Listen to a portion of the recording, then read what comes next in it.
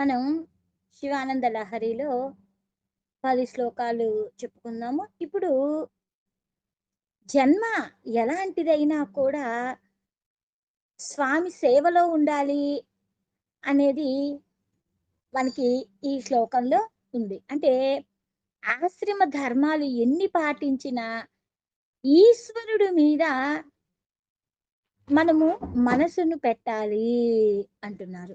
అందుకనే ఫస్ట్‌లోనే వటుర్వా గేహీవా యతిరపి జటీవా తదితరో వటుర్వా అంటే బ్రహ్మాశ్రమము. అంటే చిన్నప్పటి నుంచే చక్కగా సన్యాస దీక్ష తీసుకుంటారు కదా!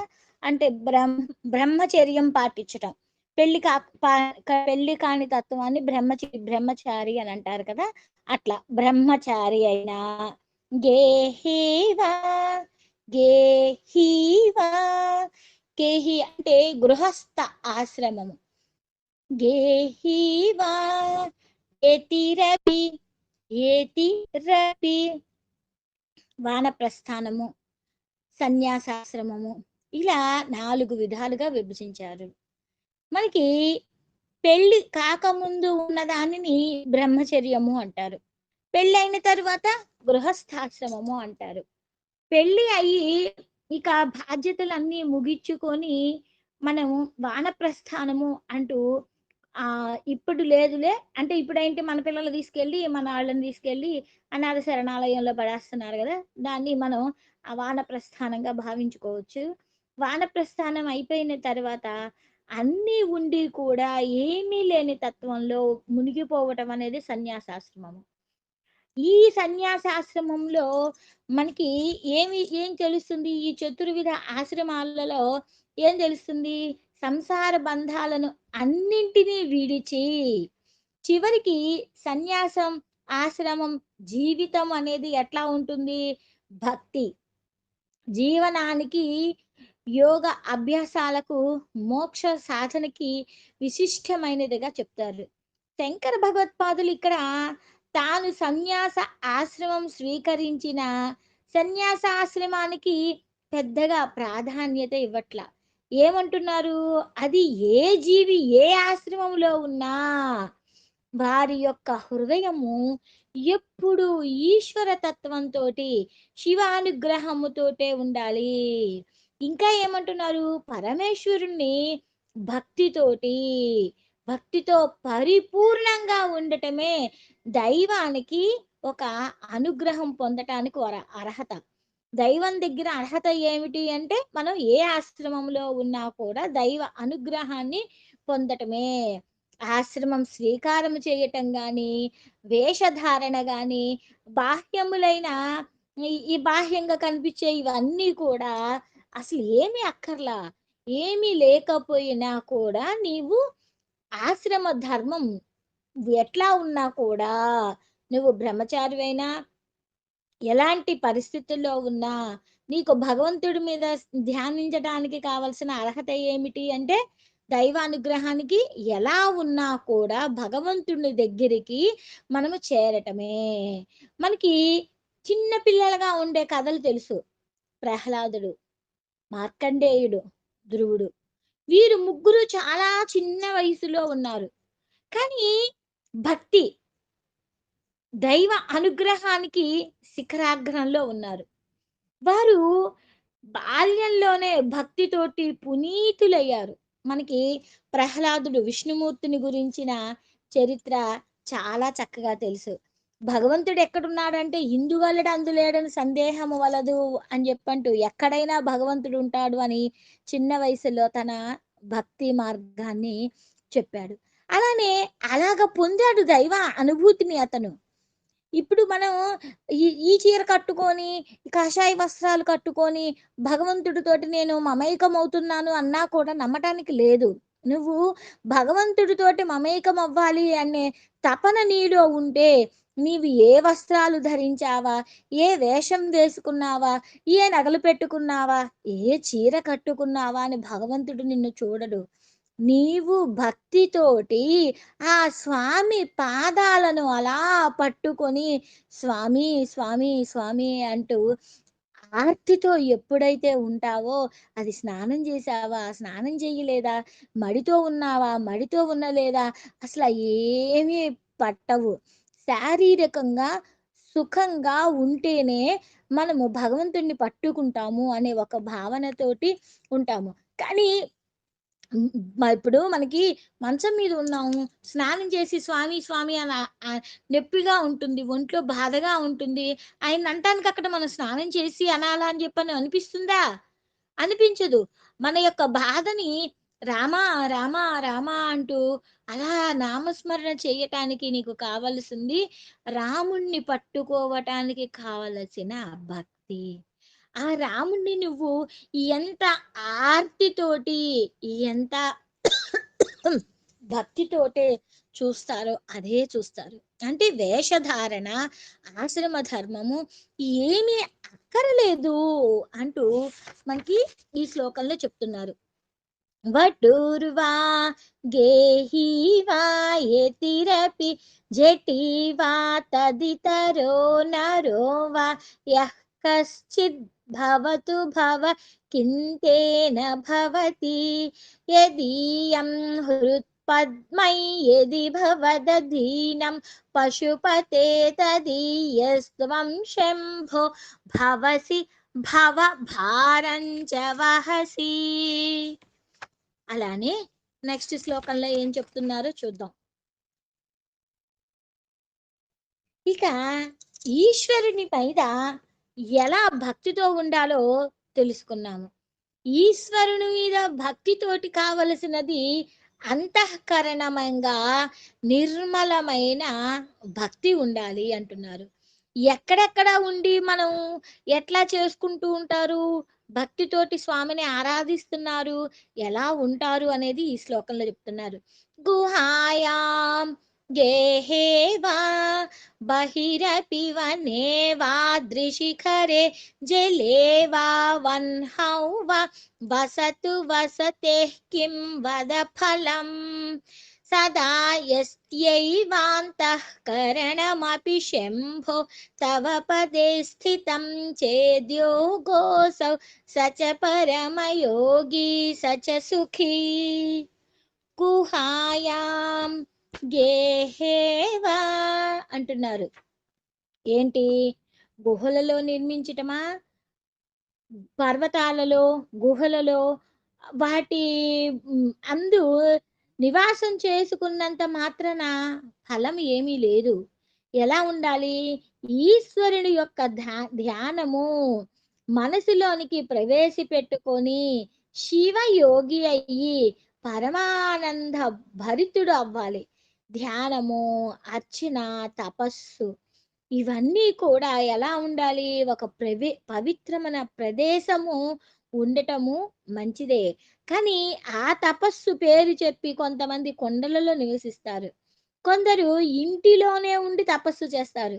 మరికొందరు అడవులకో, పర్వతాలకో అలా నీటి మధ్యలోకో ముక్కు మూసుకోనో తపస్సు చేసుకుంటూనే ఉంటారు. వారు ఏ ప్రదేశంలో ఉన్నా మనస్సుని ఎవరి మీద నిలబెట్టాలి? శివుని పాదాల మీద నిలబెట్టాలి. ఇక్కడ నియమం ఏంటి? నువ్వు ఎక్కడున్నావా అని చూడడు శివయ్య.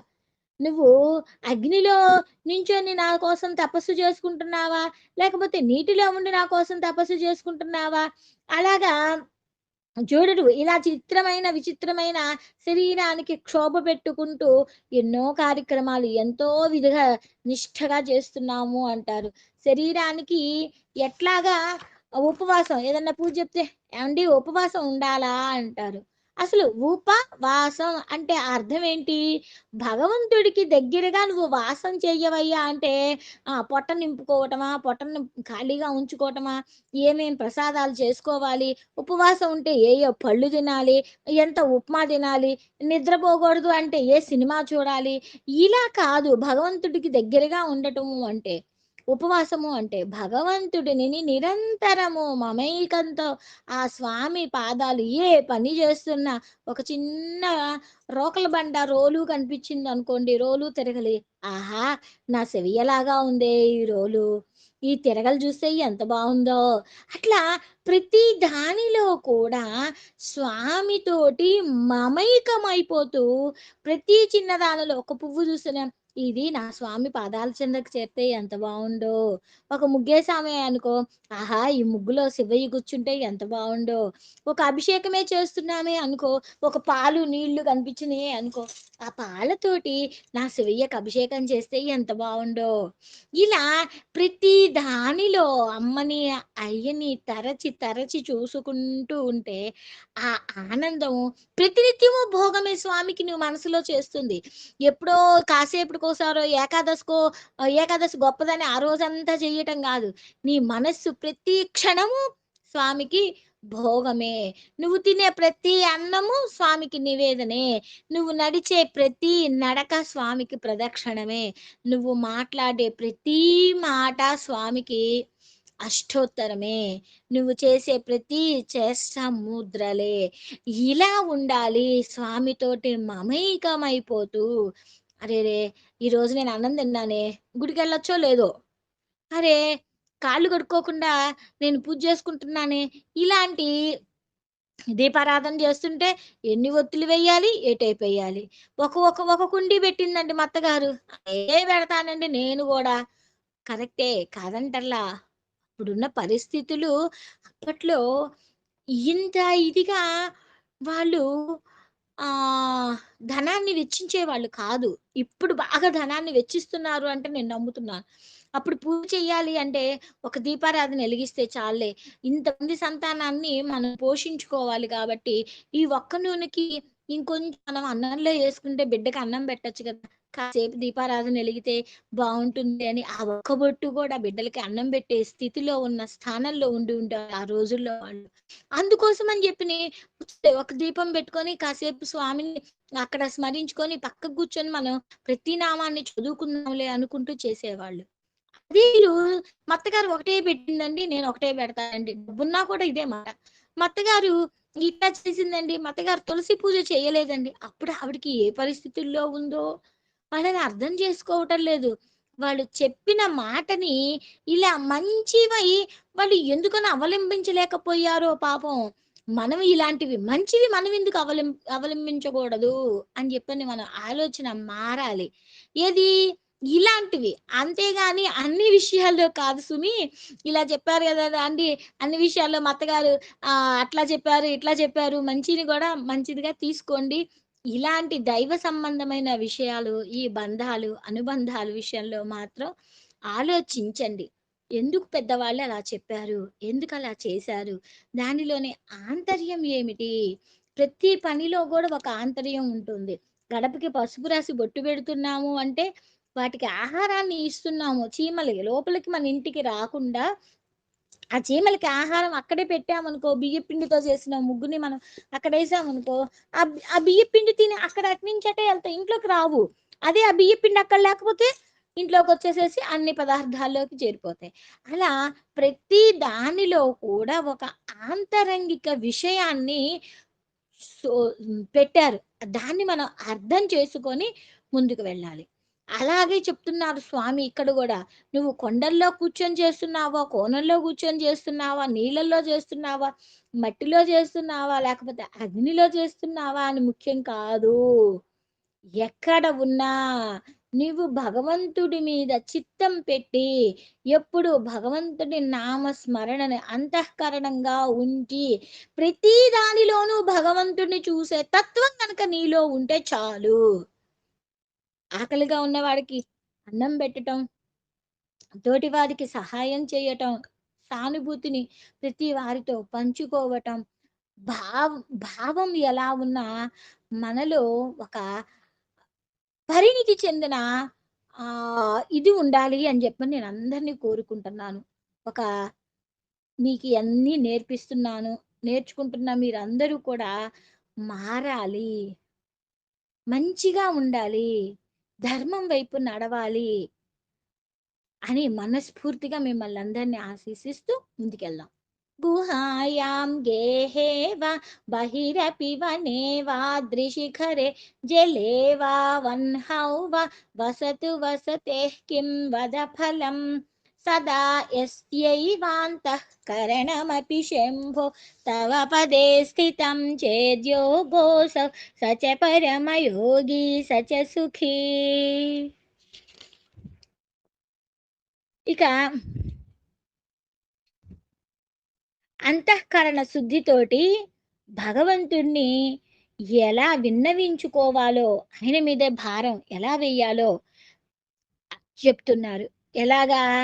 అసారే సంసారే నిజ భజన ధూరే జడధియా భ్రమంతం మామంధం పరమ కృపయా పాతుముచితం స్వదన్య కోది మదన్యః కోదీనస్తవ కృపణ రక్షాతి నిపుణస్త్వదన్యః కో వా మే త్రిజగతి శరణ్యః పశుపతే. పశుపతే శంకరా, నాకు ఏం తెలియదయ్యా, ఏం తెలుసు?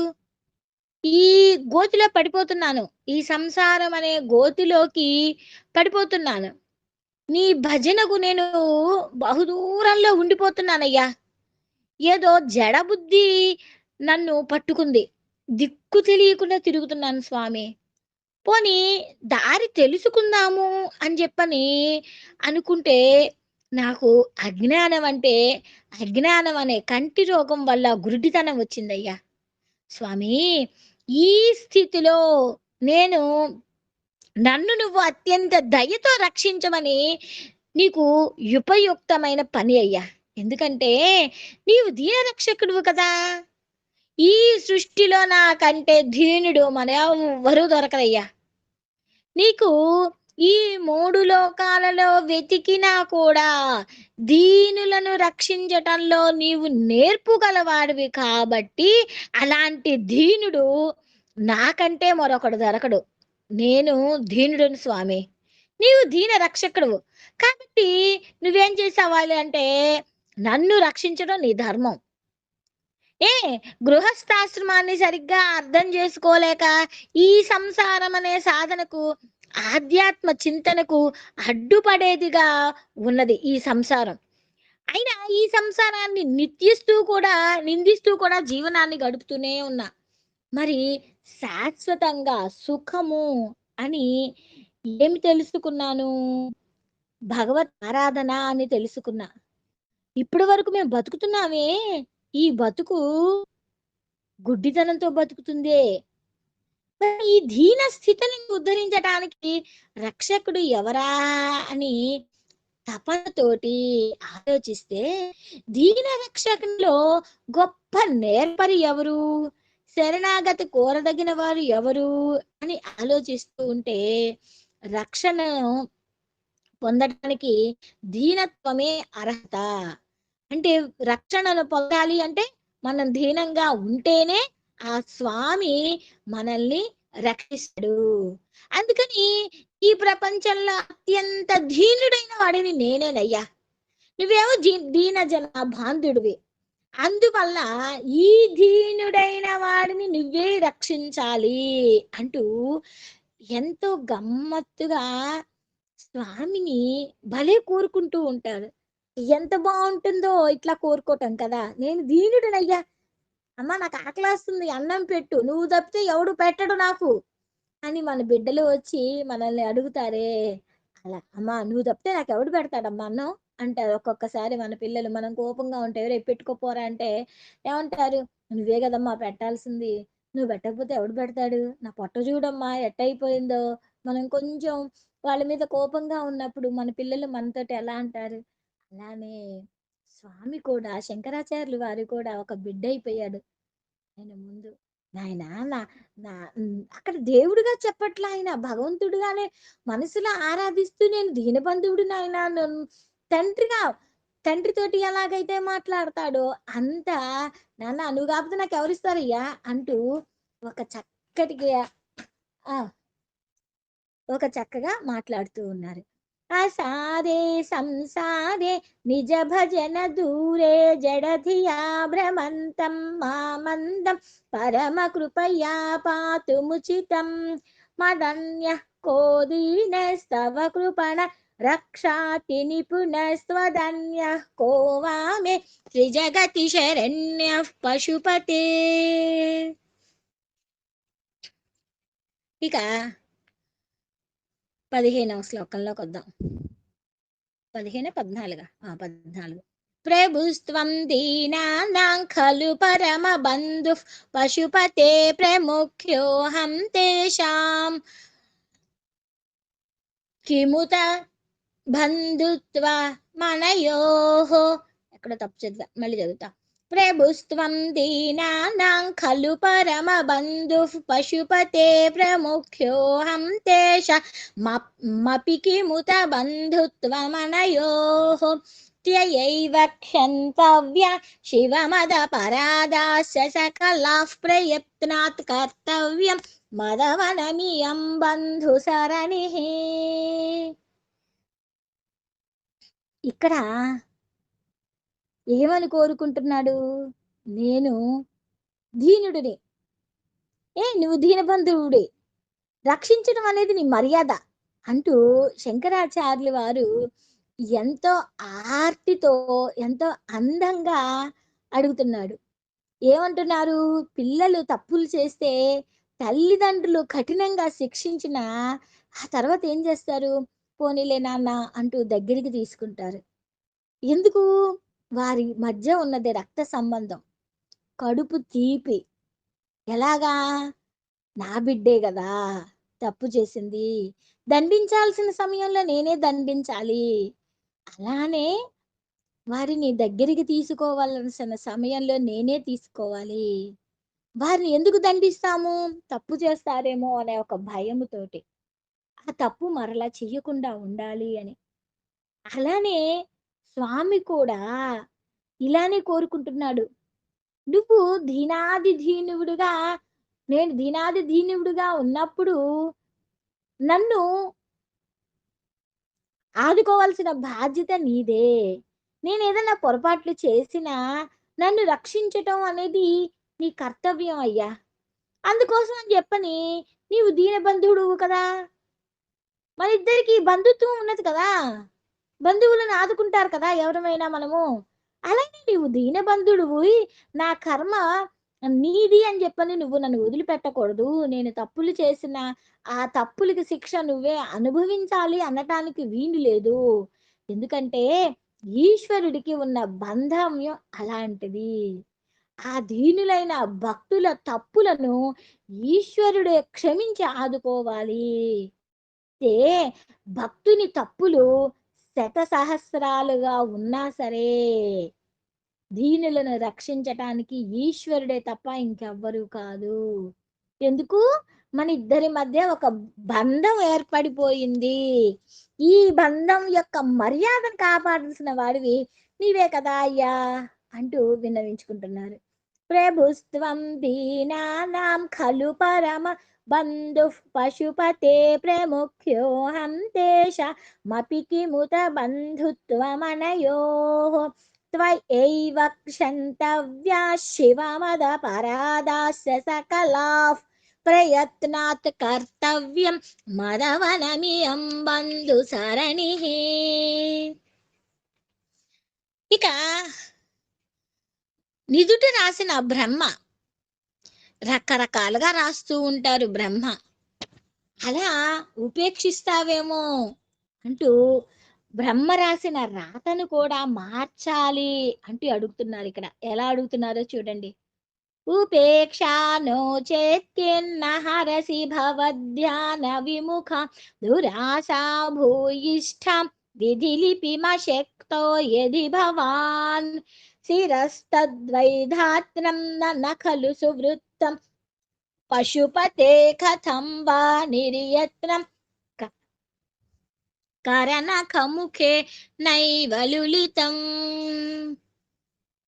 ఇక్కడ శంకర, నా యందు ఉపేక్షా భావం లేనట్లయితే, మీ ధ్యానమునందు వైముఖ్యం కలిగేటట్లుగా ఉండట్లయితే దురాశతో కూడిన నా నుదుటి మీద బ్రహ్మ రాసిన రాతను నువ్వెందుకు తుడిచివేయటం లేదయ్యా? అంటే నేను నిరాశతో ఉన్నాను. ఇట్లా ఉంటుంది అని చెప్పని, నాకు కోరికలు ఎక్కువగా ఉంటుంది అని చెప్పని బ్రహ్మ ఏదన్నా రాసి ఉంటాడేమో! మరి ఆయన రాసిన రాతను నువ్వెందుకు తుడచవయ్యా? నీవు నిజంగా అట్లాంటి వాడివే కదా! నాకు దానికి నిజంగా శక్తి లేనివాడు. నేను నిజంగా శక్తి లేని వాడిని అనుకుంటే నువ్వెందుకు తీసేలేవు? ఎందుకంటే నీవు బ్రహ్మ యొక్క 5 తలలలో ఒక తలని అవలీలగా చేత్తోటి పువ్వుని గిల్లినంతగా గిల్లేసేసావు గదా! ఈశ్వరా! నన్నెందుకు పట్టించుకోవటం లేదయ్యా? ఆ బ్రహ్మ రాసిన రాతను నన్ను తీసేవయ్యా. ఎందుకు? నా నా యొక్క మనస్సు దురాశతో నిండిపోయినట్లుగా ఉందయ్యా. ఆ దృఢంగా ఉన్న నా రాతను నువ్వే తీసేయాలి అంటూ శంకరాచార్యుల వారు తన నుదిటి మీద రాసిన రాతను కూడా మార్చగలిగిన వాడు ఎవరు అంటే శంకరుడే అనే గొప్ప విషయాన్ని ఆయనకి తెలుసు.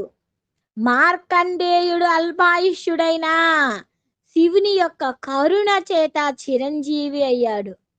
సావిత్రి యముడి అనుగ్రహంతోటి తన భర్త ప్రాణాలను నిలబెట్టేది ఎవరు? యముడు తన భర్త ప్రాణాలు తీసుకువెళ్తున్నా కూడా దాన్ని నిలబెట్టేది ఎవరు? శంకరుడే అని ఒక పట్టుదల. అంటే ఇక్కడ ఈ 2 చరిత్రలలో మనం తెలుసుకొని గమనించాల్సింది ఏమిటి అంటే, నుదిటి రాతను కూడా మార్చుకోగలిగిన సామర్థ్యము మనకే ఉంది.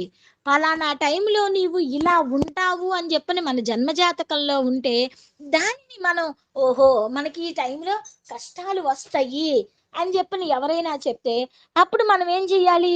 దైవాన్ని పట్టుకోవాలి. ఈ ఆ సమయంలో గనక నీవు దైవాన్ని గనక పట్టుకుంటే, ఈ కష్టాల సమయంలో చూడండి, శని భగవానుడు ఎన్ని కష్టాలు పెట్టినా కూడా నేను భగవంతుణ్ణి పట్టుకుంటాను అని మనం గనక భగవంతుణ్ణి గనక పట్టుకుంటే ఆ కష్ట సమయంలో కూడా మనకి ఊరట అనేది దొరుకుతుంది. నువ్వు ఈ టైంలో నీకు తిండికి కూడా దొరకదురా అని చెప్పని రాస్తాడు విధి. ఆ సమయంలో శంకరుని పట్టుకో, అన్నపూర్ణమ్మను పట్టుకో. ఆయన్ని మనల్ని కడుపు ఖాళీగా ఉంచాడు అమ్మా. ఏదో ఒక రూపంలో మనకు ఆహారాన్ని పెట్టి మన పొట్టని నింపుతారు. ఆ కష్టాన్ని అనుభవించాలి అని చెప్పని నీ జన్మజాతకంలో ఉంటే, ఆ కష్టాన్ని కూడా ఆ విధి రాసిన రాతను కూడా తల్లక్రిందులు చేసి భగవంతుణ్ణి గనక పట్టుకుంటే, ఎందుకు శని భగవానుడు మనకిలా మనల్ని ఇలా చేస్తున్నారు అంటే, కర్మ. నువ్వు కష్ట నువ్వు అంతకుముందు ఏమి చేశావో నిన్నింతా చూస్తారు. ఆ చూసింది దానిలో మంచి ఉంటే ఆ శని భగవానుడు నీకు మంచి మంచి భోగాలు ఇస్తాడు. అలానే చెడు ఏదన్నా నువ్వు చేసి ఉంటే దానికి తగ్గ శిక్షను అనుభవించేటట్లుగా చేస్తాడు. అంటే నీ కర్మ ఎలా ఉన్నదో దానికి తగ్గట్టుగా ఆయన వచ్చినప్పుడు మనల్ని శిక్షించటము, ఇయన్నీ చెయ్యటం అనేది ఆయన యొక్క డ్యూటీ. ఆయన డ్యూటీ ఆయన చేస్తాడు. ఆయన డ్యూటీ అలా చేస్తున్నాడని మనకు తెలిసినప్పుడు మనం ఏం చెయ్యాలి? చక్కగా ఏ శ్లోకాల్లో ధర్మాన్ని, గోసేవని ఇలా గనక చేసుకుంటూ ఉంటే గురువును ఆ టైంలో గురువుని పట్టుకున్నా ఇలా మనకి కావలసినదంతా ఆ స్వామి మనకి ఏదో ఒక రూపంలో మంచి మార్గంలో వెళ్ళటానికి ఆ స్వామే మనకి కరుణ చూపిస్తారు. సర్వం జగదాంబ పాదారవిందార్పణమస్తు.